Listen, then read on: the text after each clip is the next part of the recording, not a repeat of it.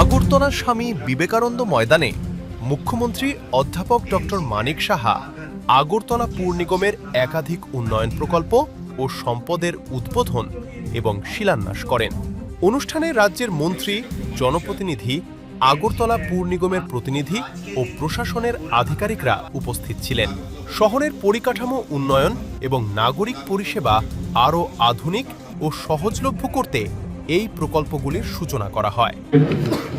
Agartala municipal corporation একটা আমাদের municipal corporation পৌর নিগম, বাকি আমাদের মিউনিসিপ্যালিটি এবং নগর পঞ্চায়েত। তো টোটাল মিলিয়ে আমাদের এবার আরো একটা বেড়েছে, আগে 20টা ছিল, এখন এবার 21টা হয়েছে। নতুন আরেকটা বিশ্রামগঞ্জে আমরা সেখানে নগর পঞ্চায়েত খুলেছি এবং সব কটার মধ্যে একটা হেলদি কম্পিটিশন কিন্তু আমরা দেখতে পাচ্ছি। মুদ্রা কথা, সাধারণ মানুষের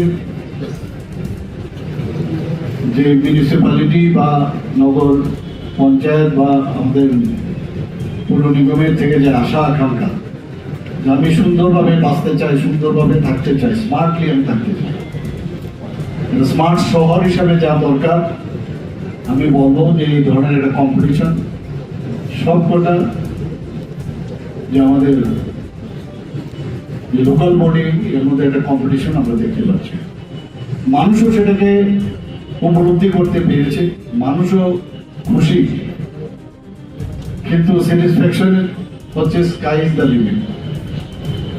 আমার পূর্ববর্তী বক্তা মাননীয় মেয়র সাহেব এটা বলেছেন, সময় দিতে হবে, দেখতে দেখতে সময় চলে যায় এবং সময় তাদের জন্যই যায় যারা সারাক্ষণ ধরে কাজে ব্যস্ত থাকে।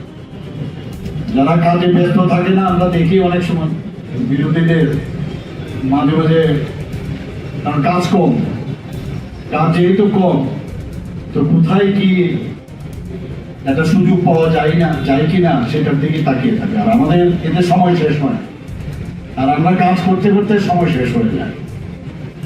মাননীয় প্রধানমন্ত্রীজি আপনারা সবাই জানেন, উনি 24 ঘন্টার মধ্যে 4 ঘন্টা বাদ দিলে বাকি সময় উনি কাজ করেন। আমাদের ডাবল ইঞ্জিনের যে সরকার,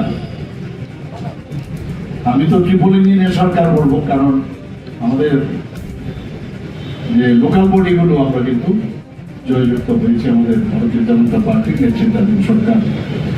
তো সব মিলিয়ে এরকম একজন ব্যক্তি আমাদের সামনের দিকে পরিচালিত করছেন, তা আমরাও তো সেইভাবেই আমাদের চলতে হবে। আমরা তো স্পিড সেই